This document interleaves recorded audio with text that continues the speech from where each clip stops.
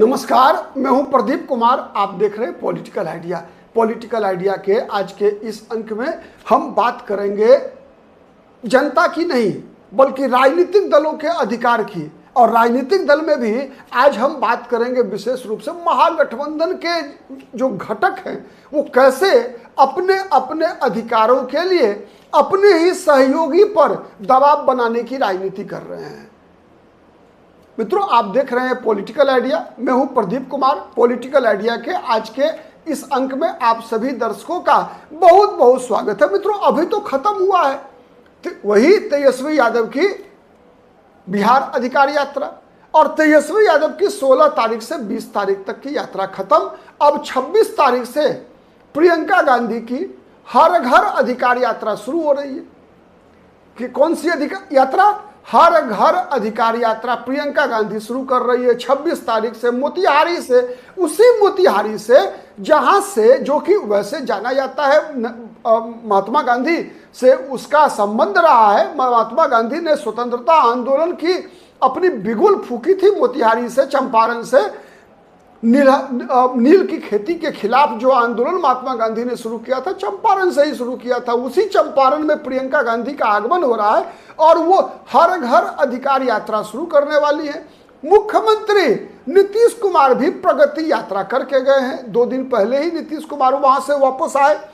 अब और ये यात्रा हो रही है। अभी तो तुरंत तेजस्वी यादव की जब बिहार अधिकार यात्रा खत्म हुई थी,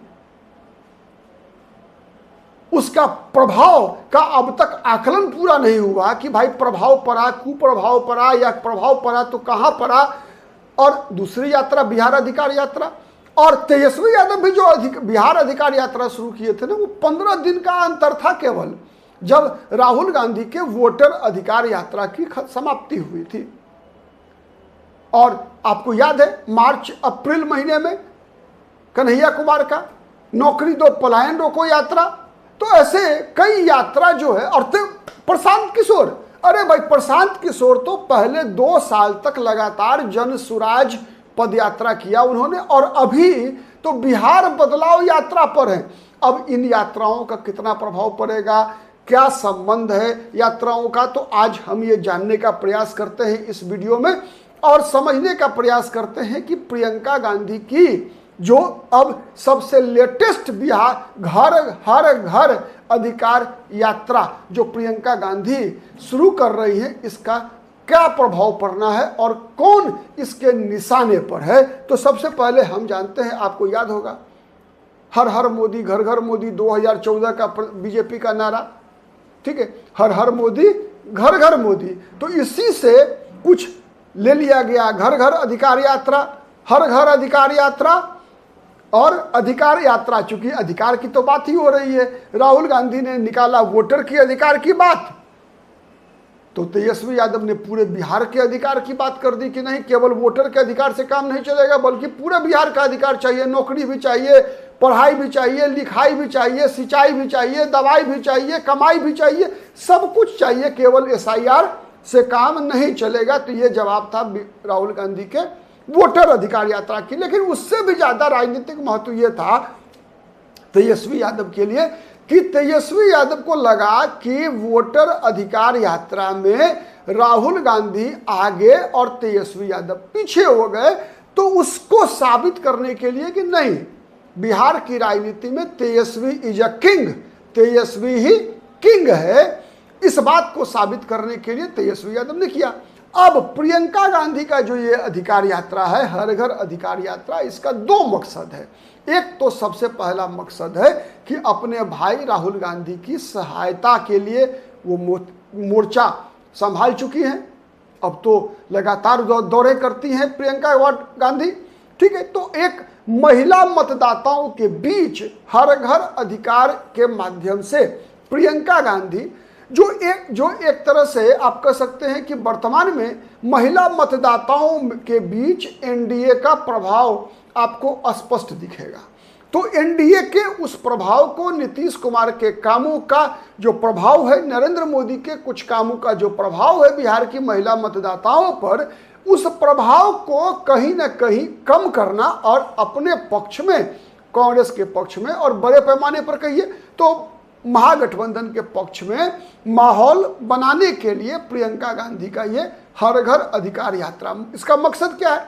मकसद है कि महिलाओं को, आपको याद होगा आज से 3 महीना पहले की बात है जब कांग्रेस पार्टी के महिला मोर्चा की राष्ट्रीय अध्यक्ष अलका लांबा ने डायरेक्ट बेनिफिट ट्रांसफर के रूप में हर महिलाओं के खाते में प्रति महीना 2500 रुपया डालने की बात की थी।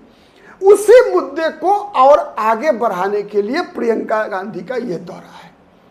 मतलब वो कहा जाता है कि बिहार में जितने भी महिलाएं हैं वो नीतीश कुमार की योजनाओं से बहुत ज़्यादा प्रभावित है। चाहे वो योजना शराबबंदी का रहा हो, एक बहुत बड़ा फैक्टर है शराबबंदी की योजना, लेकिन उससे भी पहले शराबबंदी तो 2016 में हुआ, लेकिन उससे पहले ही जब 2005 में पहली बार नीतीश कुमार मुख्यमंत्री बने, उसके बाद से ही नीतीश कुमार ने सबसे पहला काम किया कि महिलाओं के लिए 50% आरक्षण पंचायती राज में नीतीश कुमार ने किया।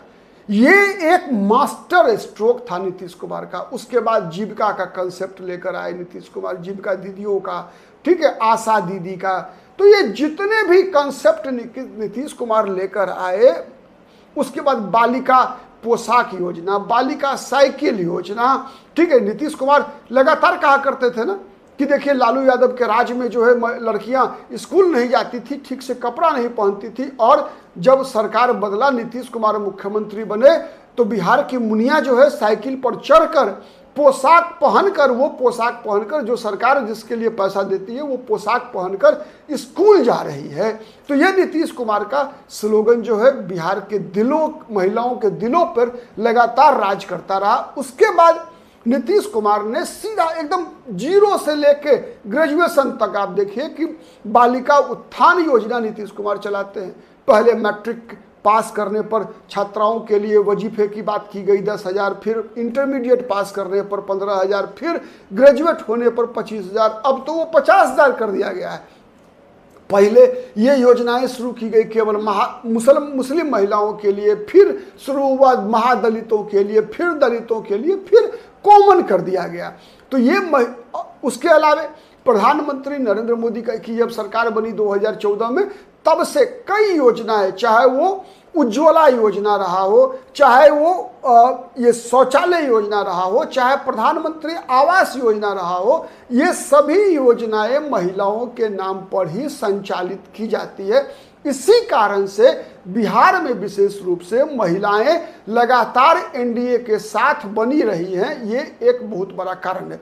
इस कारण से प्रियंका वाड्रा चूंकि महागठबंधन में सबसे बड़ा चेहरा हो सकती हैं महिलाओं के बीच जाने के लिए, इसीलिए मुझे लगता है कि हर घर अधिकार यात्रा का नेतृत्व करने के लिए प्रियंका गांधी का चुनाव किया गया।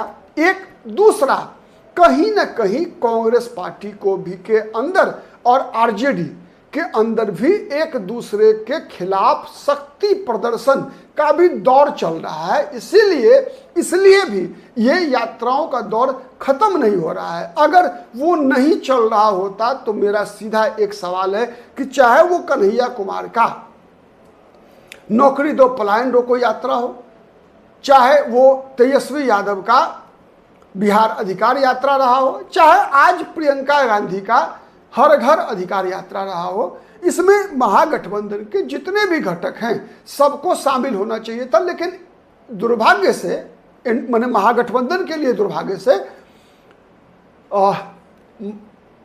जो केवल एक यात्रा ऐसी हुई, बिहार वोटर अधिकार यात्रा, जिसमें महागठबंधन के सभी घटक एक साथ यात्रा कर रहे थे। हाँ, ये बात सच है कि उस यात्रा से कहीं ना कहीं तेजस्वी यादव की योजना को बहुत बड़ा धक्का लगा है, और उसी की प्रतिक्रिया में तेजस्वी यादव ने बिहार अधिकार यात्रा की थी। ठीक है, तो आप इस वीडियो में व्यक्त किए गए विचारों से किस हद तक सहमत हैं, कमेंट करके जरूर बताइएगा। हमारा वीडियो यदि पसंद आता है तो प्लीज़ लाइक कीजिएगा, शेयर कीजिएगा, कमेंट कीजिए, और अब तक यदि चैनल को सब्सक्राइब नहीं किया है तो प्लीज़ सब्सक्राइब कीजिए। और आप कमेंट में ये जरूर लिखिएगा कि क्या इन यात्राओं का मकसद एनडीए को हराना है या फिर आपस में एक दूसरे को हराना है, मतलब आरजेडी कांग्रेस को और कांग्रेस आरजेडी को हराना चाहती है। आप क्या सोचते हैं? आज के लिए इतना ही, बहुत बहुत धन्यवाद।